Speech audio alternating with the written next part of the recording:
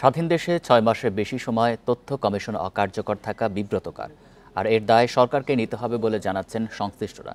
সকালে তথ্য অধিকার ফোরামের আলোচনায় উঠে আসে এসব কথা।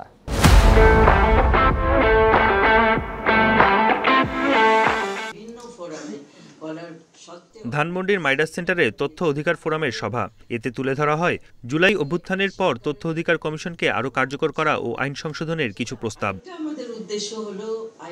রাজনৈতিক কারণে এই কমিশন স্বাধীনভাবে কাজ করতে পারেনি, তাই সামনে আসে একে সাংবিধানিক রূপ দেওয়ার দাবি। পলিটিক্যাল অ্যাপয়েন্টমেন্টের কারণে আসলে তথ্য কমিশন সেইভাবে ইন্ডিপেন্ডেন্টলি কোনো দিন ফাংশন করতে পারে নাই, এটা আপনারা সবাই জানেন। সো সেই জায়গায় আইনে কিছু পরিবর্তন এবং চেকস অ্যান্ড ব্যালেন্স আমাদের আনা দরকার। এবং আরেকটা বড় যেটা আমাদের দাবি, আমরা এটা কনস্টিটিউশনাল বডি করতে চাই। এ সময় সুজন সম্পাদক জানান, ব্যক্তিগত ছাড়া সব তথ্য দিতেই বাধ্য কমিশন।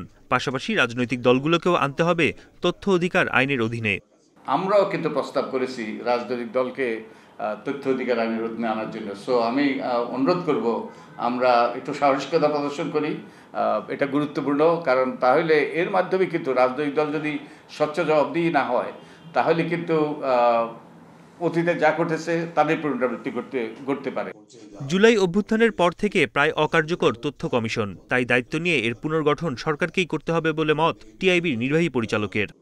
আইনগতভাবে একটি তথ্য কমিশন থাকার কথা, যেটি সেই কমিশনটি ৬ মাস যাবৎ নেই, ৬ মাসের বেশি। সেটি অত্যন্ত বিব্রতকর একটা বিষয়। আমাদের বিব্রতকর একটা পর্যায়ে যা আমাদের দেশকে ধাবিত করার দায়টা কিন্তু অন্তর্বর্তীকালীন সরকারের উপর বর্তায়। কেন তথ্য কমিশন গঠিত হলো না, বিদ্যমান আইন অনুযায়ী সেই প্রশ্নের জবাব সরকারকে দিতে হবে। এবং আমরা মনে করি যে অনতিবিলম্বে সেই কাজটা সব দায়িত্বটা সরকারের পালন করা উচিত। তথ্য প্রাপ্তির সময় কমিয়ে আনা, কমিশনকে সাংবিধানিক করা সহ আইন সংশোধনে ২৮টি প্রস্তাবও দিয়েছে তথ্য অধিকার ফোরাম। সামনের দিকে দেখার সুযোগ করে দিয়েছিল। বন ইবনে কামাল, ইন্ডিপেন্ডেন্ট নিউজ, ঢাকা।